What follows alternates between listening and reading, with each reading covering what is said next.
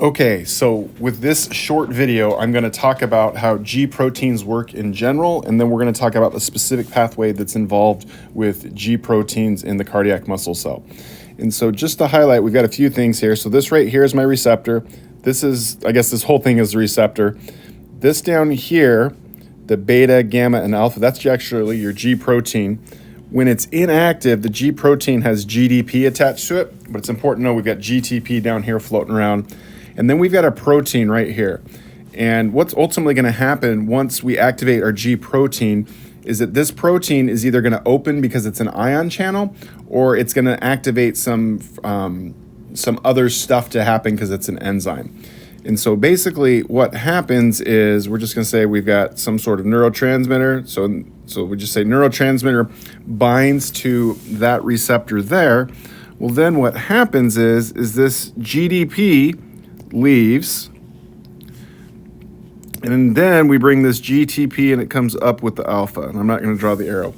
Okay, now once GTP and alpha get together, and I guess I actually will draw it even though it's the wrong color, but once GTP and alpha get together, they leave as well. Whoops, I didn't do it right. All right, so GTP and alpha leave and they come over here and they bind to this protein. And once they bind to that protein is activated. And so then, like I said a second ago, one of two things will happen.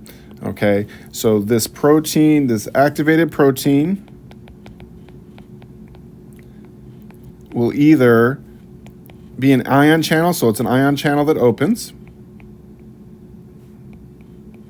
or it activates what we call a second messenger. And just think of that in terms of an enzyme. So activate second messenger. So that's the basic pathway of a G protein. All right. Now we're going to go specific to what we call the G alpha Q. I've never been able to find out what the Q stands for. So there you go. So again, we've got the same setup. We've got a little bit more stuff here, but it's specific to this pathway. Okay. And so we're just going to say that norepinephrine binds to the receptor. Okay. That activates the G protein pathway. And so as a result, GDP leaves, GTP comes in, okay? Once that happens, then GTP and alpha leave and they come over here, bind to PLC. I'm just moving it over a little bit. We're just gonna say like that. And so now PLC has been turned on. So I'm gonna write that it's on. So now, whoops, I guess it helps if I use a color that shows up. And so now this is on. Okay, and so what that does is PIP2, okay, I'm just going to move it down here. Because of PLC, PIP2 is converted into DAG plus something called IP3, okay? And so I'm actually going to move alpha and GTP out of the way here, so they're over there. But just remember that they're staying on, or they've activated this pathway. Okay, DAG leaves and does its own thing, and we just don't care about that. But this IP3, what it does is it comes down here and it binds to the sarcoplasmic reticulum. Ignore the plus sign there. Okay, I'll move that back. Whoops, I won't move it back. Yeah, I will.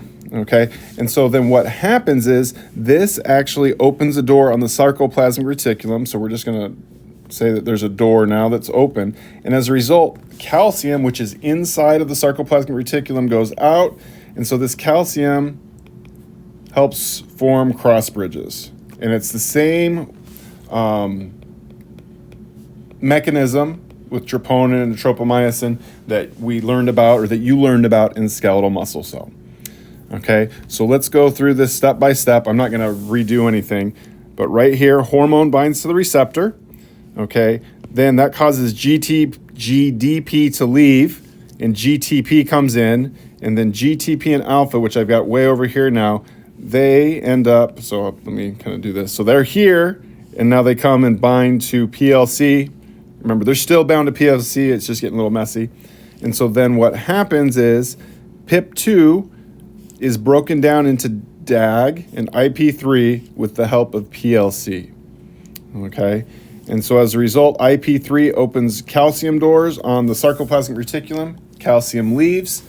binds to troponin, which moves tropomyosin out of the way, and then cross bridges are formed. And hopefully that helps. We'll definitely go through this in class. But yeah, so there you go.